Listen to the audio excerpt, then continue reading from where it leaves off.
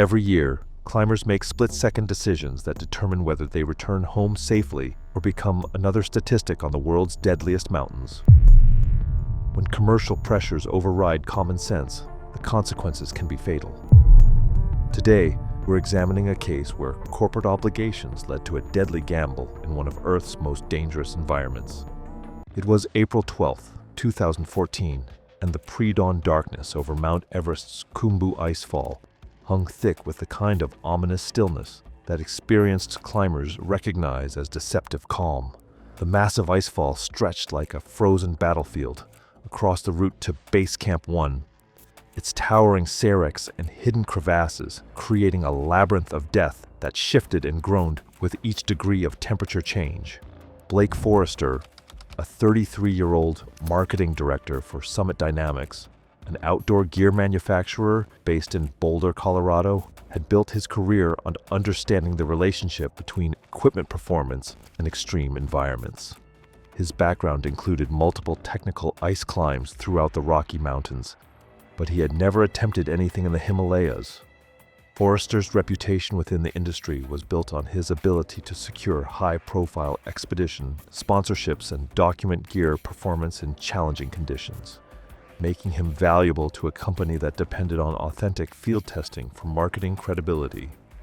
The Mount Everest expedition represented the centerpiece of Summit Dynamics' spring marketing campaign designed to showcase their new, high-altitude equipment line in the most demanding environment on Earth. Forrester had spent 8 months negotiating the sponsorship deal, securing media coverage, and coordinating with expedition leaders to ensure maximum marketing impact from the investment. The financial stakes for Forrester personally were significant beyond his immediate job security. He carried a mortgage on a Boulder home, student loan debt from his graduate studies, and had recently committed to a $15,000 investment in a small climbing guide service with his partner. Losing his position at Summit Dynamics would eliminate his ability to service these debts and potentially force the sale of his home in a challenging real estate market. The climbing industry's tight-knit nature meant that failure on such a high-profile expedition could damage his professional reputation for years. This expedition to Mount Everest represented the culmination of Summit Dynamics' 18-month marketing campaign for their new high-altitude equipment line. Forrester's expedition leader had cached critical prototype gear on a ledge in the Khumbu Icefall during an emergency evacuation when a team member suffered severe altitude sickness. The cached equipment included revolutionary oxygen delivery systems, advanced insulation layers utilizing aerogel technology, and titanium alloy climbing hardware offering superior strength-to-weight ratios. These prototypes represented years of research and development, making their recovery essential for the company's upcoming product launch. Successful recovery and documentation would likely result in Forrester's promotion to marketing vice president, a position that came with significant salary increases and company equity participation. The marketing data from Everest would provide Summit Dynamics with competitive advantages and potential revenue, as authentic high-altitude testing remained the gold standard for equipment credibility in the mountaineering community. The Khumbu Icefall is one of the most dangerous sections of the standard route up Mount Everest, where the glacier flows over a steep drop and fractures into a chaotic maze of crevasses and towering ice blocks called seracs. These seracs, some weighing hundreds of tons, shift constantly due to glacier movement and temperature fluctuations, making the icefall an active avalanche zone where death can strike without warning. At 19,200 feet elevation, the icefall's thin atmosphere and extreme cold create additional challenges for climbers attempting technical maneuvers. Temperature variations in the icefall can exceed 40 degrees Fahrenheit between night and early morning, creating thermal stress that weakens ice structures and triggers collapses. The optimal crossing time occurs between 4 a.m. and 8 a.m., when overnight freezing has maximally strengthened ice formations. But even during these safe hours, the probability of serac collapse remains significant enough that most climbers minimize their exposure time through rapid movement. On the morning of April 12th, meteorological conditions appeared ideal for icefall travel, with clear skies, minimal wind, and temperatures holding steady around minus 15 degrees Fahrenheit at the 19,000-foot level. However, weather stations at base camp had recorded an unusual warming trend over the previous 72 hours, with daytime temperatures reaching 45 degrees Fahrenheit at lower elevations. This temperature differential created thermal stress throughout the Icefall's ice formations, causing increased movement and instability that experienced climbers could detect through subtle audio cues and visual observations. The route through the Icefall requires technical climbing skills, proper equipment, and intimate knowledge of current conditions that only experienced Himalayan guides possess. Standard protocol involves teams of climbers roped together, moving quickly through established routes while maintaining constant communication with base camp controllers who monitor conditions via telescope and radio contact. Solo travel through the Icefall violates fundamental safety principles that have evolved through decades of climbing deaths and near misses. Icefall doctors, specialized Sherpa teams responsible for maintaining the route through the chaotic ice formations, had declared the standard path unsafe for the past 48 hours due to increased serac movement observed during recent temperature fluctuations. These teams, whose lives depend on accurate assessment of ice conditions, had noted unusual creaking sounds from major serac formations and observed fresh cracks appearing in previously stable ice structures. Their decision to close the route represented the consensus of the most experienced ice climbers in the world. Base camp managers had posted explicit warnings prohibiting solo entry into the Icefall zone and stationed personnel at the primary access point to monitor the closure.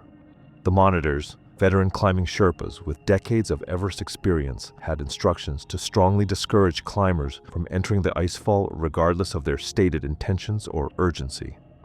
Other climbing teams in the area, including groups with commercial pressures and tight scheduling requirements, had accepted the delay without question. Expedition leaders with millions of dollars invested in their climbs understood that attempting to navigate unstable terrain represented unacceptable risk regardless of financial consequences. Several teams had extended their base camp stays by a week, choosing to absorb additional costs rather than risk their members' lives. Forrester observed the ice conditions personally during the evening of April 11th, noting visible steam rising from crevasses as warmer air temperatures created sublimation of ice surfaces. He could hear the distinctive popping and cracking sounds that indicated thermal stress within ice formations, along with occasional thunderous crashes as smaller seracs collapsed in distant sections of the Icefall. These observable warning signs reinforced the Icefall doctors' professional assessment of dangerous conditions. Despite these clear indicators of instability, Forrester faced an impossible choice between his professional obligations and his personal safety. Summit Dynamics' sponsorship contract included a strict clause requiring the return of prototype equipment within 72 hours of expedition termination or face immediate contract cancellation and a $25,000 penalty for unreturned gear. The contract language, negotiated during a highly competitive bidding process, contained no provisions for force majeure or safety-related delays that might prevent equipment recovery. His company's financial situation added urgency to the gear recovery mission. Summit Dynamics had invested heavily in the Everest marketing campaign at the expense of other promotional activities, leaving their annual marketing budget stretched to its limits. Company executives had made clear that the prototype gear's performance documentation was essential for their autumn product launch, which represented their primary revenue opportunity for the following fiscal year. Failure to deliver the marketing materials could result in significant layoffs within the marketing department. Local Sherpa guides, whose intimate knowledge of icefall conditions had kept them alive through decades of Himalayan guiding, unanimously refused to accompany any recovery mission until the route reopened. Their refusal represented the strongest possible warning about current ice conditions, as Sherpa guides typically show remarkable tolerance for calculated risks when properly compensated. Even offers of triple the standard daily rate failed to persuade any guides to enter the Icefall. demonstrating their assessment that the conditions presented unacceptable mortality risk. The Sherpa community's collective refusal carried particular weight given their economic dependence on climbing expeditions and reluctance to disappoint foreign climbers who provided essential family income. When guides who regularly accept dangerous assignments for modest pay refuse additional work, it indicates conditions exceeding even their considerable risk tolerance. Their unanimous position that gear recovery should wait represented professional consensus based on observable evidence of extreme danger. Even experienced expedition leaders at base camp, including climbers who had successfully summited Everest multiple times, advised Forrester to accept the financial penalty rather than attempt solo gear recovery in closed terrain. These leaders, whose reputations depended on accurate risk assessment and whose business models required managing client safety, understood the distinction between acceptable mountaineering risk and reckless endangerment. Forrester spent the evening of April 11th studying topographical maps and identifying an alternate access point that would bypass the guarded main route while still reaching his cached equipment. He located a secondary approach used primarily for emergency evacuations that accessed the Icefall from the western margin, avoiding the main guard post while still providing access to the GPS coordinates where his team had stored the prototype gear. This route required additional technical climbing, but offered the possibility of reaching his objective without confronting base camp security. Before departing, he established comprehensive radio check protocols with base camp dispatch, scheduling contact every hour beginning at 8 a.m. to ensure monitoring of his safety throughout the operation. This communication plan was designed to enable rapid rescue response, though he understood that rescue operations in the Icefall carried extreme risks for potential rescuers. Forrester's equipment selection reflected his understanding of the technical requirements while minimizing weight for rapid movement. He carried 200 feet of dynamic climbing rope rated for high-impact loads, a rack of ice climbing hardware, including screws and pickets for anchor construction, and a lightweight pack capable of holding the cached prototype gear. His personal protective equipment included an avalanche beacon, climbing helmet, and emergency bivouac gear sufficient for one night's survival at altitude. At 4:30 a.m. on April 12th, Forrester bypassed the route guard by accessing the Icefall through the secondary emergency approach, following a narrow corridor between two large sea racks that provided concealment from the main base camp area. His headlamp illuminated the twisted landscape of ice blocks and crevasses as he picked his way carefully toward the GPS coordinates where his team had cached the equipment 7 days earlier. The route required technical climbing over several ice formations and careful navigation around crevasses that could prove fatal if he lost his footing. The morning temperature held steady around -12 degrees Fahrenheit at his elevation, providing optimal conditions for ice stability while he moved through the lower sections of the Icefall. However, he observed fresh cracks in several ice formations that indicated recent movement, along with debris from minor collapses that had occurred during the previous day's warming cycle. The crevasse itself had widened by approximately 6 inches since his team's original crossing, requiring him to span a 12-foot gap rather than the 11-foot distance they had encountered the previous week. Forrester began installing his Tyrolean traverse system by identifying suitable anchor points on both sides of the crevasse that could withstand the forces generated by his rope system under load. This technique involves stretching a rope between 2 anchor points and using it as a bridge while hanging from a harness system, requiring precise placement of anchors capable of holding several times the climber's body weight under dynamic loading conditions. His anchor installation process involved drilling deep holes in solid ice using specialized screws designed for extreme load applications, then testing each placement by applying significant force to ensure that ice would hold under the stress of the complete traverse system. He installed primary and backup anchors on both sides of the crevasse that would prevent catastrophic failure if any single component failed under load. At 6:45 a.m., after over 2 hours of careful anchor installation, Forrester completed his anchor system and conducted comprehensive testing of the rope tension and anchor security by applying his full body weight while still positioned on the safe side of the crevasse. The ice anchors held firm during testing, and he observed no visible movement or stress indicators in the immediately surrounding ice formations. His load testing confirmed that the system could support his current body weight with appropriate safety margins. The gear cache contained exactly what Summit Dynamics required for their marketing campaign. The complete cache weighed approximately 40 pounds, representing a significant increase over his body weight that would substantially change the dynamics of his Traverse system. Forrester methodically packed each piece of prototype equipment into his expedition pack. He photographed each item with a digital camera to document the gear's condition for the company's marketing materials, understanding that visual proof of the equipment's survival at extreme altitude would enhance its credibility with potential customers. As he arranged the gear to optimize weight distribution, he positioned the heaviest items closest to his back to maintain proper center of gravity, while ensuring that fragile components were protected by clothing layers and positioned away from potential impact points. The loaded pack created bulk that would complicate his movement on the Traverse system. At 7:15 a.m., Forrester began his return crossing with the full gear load, immediately noticing the significant difference in the system's behavior under the increased weight.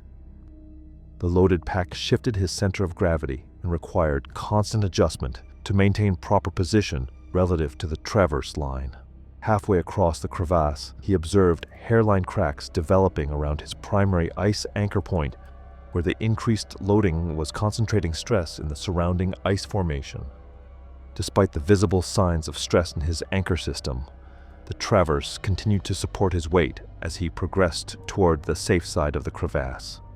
After progressing slowly for nearly 10 minutes due to the additional weight, he estimated that he had covered approximately 8 feet of the 12-foot crossing when the temperature-related failure sequence began. Morning sunlight, reflecting off snow surfaces and concentrating in the protected crevasse environment, had begun raising local temperatures above the critical threshold where ice formations lose their structural integrity. The failure occurred simultaneously from multiple stress points as thermal expansion and the dynamic loading of his Traverse system combined to exceed the structural capacity of his anchor installation. At 7:25 a.m., his primary anchor point catastrophically failed when the ice formation holding his Traverse system suddenly cracked and shifted under the combined effects of thermal stress. The anchor failure created an immediate shock load that propagated through the ice structure above the crevasse. For several seconds, the ice groaned ominously before this shock loading triggered the collapse of a massive serac estimated to weigh over 2 tons that had been held in position by ice structures now compromised by thermal cycling and the vibrations from Forrester's anchor failure.